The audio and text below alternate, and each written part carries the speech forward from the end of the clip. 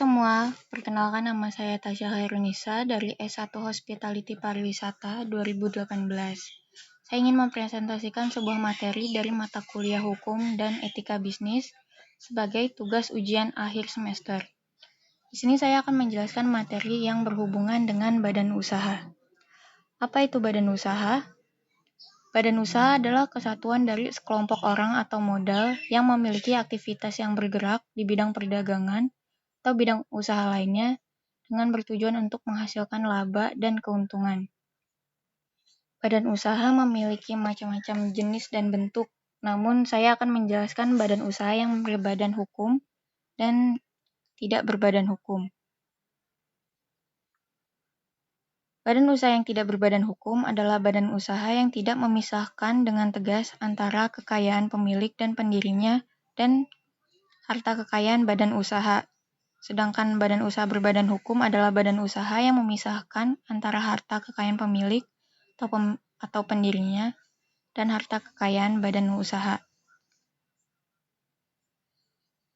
Contoh-contoh badan usaha tidak berbadan hukum itu ada CV, persekutuan komanditer, firma, dan persekutuan perdata. Sedangkan badan usaha yang berbadan hukum ada perseroan terbatas atau PT, koperasi, dan badan usaha milik negara atau BUMN. Ini adalah penjelasan badan usaha tidak berbadan hukum. Dan ini adalah penjelasan badan usaha berbadan hukum.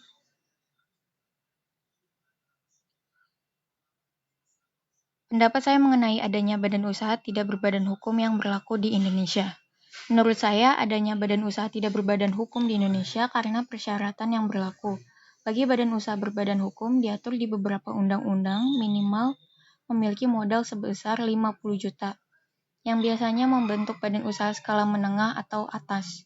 Sedangkan badan usaha yang cukup banyak di Indonesia adalah badan usaha mikro, kecil, dan menengah atau UMKM, yang sesuai dengan badan usaha tidak berbadan hukum karena tidak terdapat pengaturan jumlah nominal yang harus disiapkan.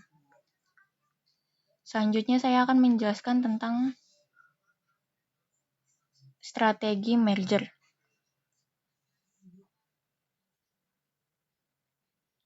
Apa itu strategi merger? Merger adalah penggabungan dua perusahaan menjadi satu, di mana perusahaan yang memerger dengan begitu perusahaan yang memerger paling tidak 50% saham dan perusahaan yang dimerger berhenti beroperasi dan pemegang sahamnya menerima sejumlah uang tunai atau saham di perusahaan yang baru. Dengan kata lain, perusahaan yang membeli akan melanjutkan nama dan identitasnya. Perusahaan pembeli juga akan mengambil aset maupun kewajiban perusahaan yang dibeli. Resiko karyawan apabila perusahaan melakukan strategi merger. Menurut saya, resiko karyawan yang bekerja di perusahaan yang menerapkan strategi merger akan berpotensi dipecat, karena seluruh kebijakan akan bergantung pada perusahaan pembeli apakah akan mempertahankan karyawan yang ada dari perusahaan yang dibeli atau merekrut karyawan yang baru. Selanjutnya saya akan menjelaskan tentang hak kekayaan intelektual.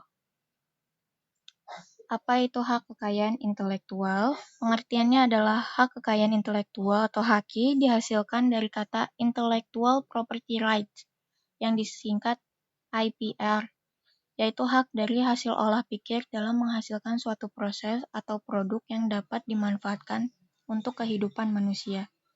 Dengan pengertian lain, HAKI adalah hak milik seseorang atau sesuatu yang timbul karena keahlian seseorang tersebut sebagai hasil inovasi, kreativitas, dan apresiasi.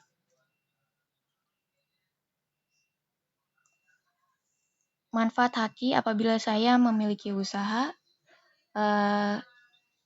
menurut saya dengan demikian apapun ide original dari saya untuk perusahaan tidak akan dengan mudah direbut atau diambil oleh orang lain karena terdapat undang-undang yang melindunginya.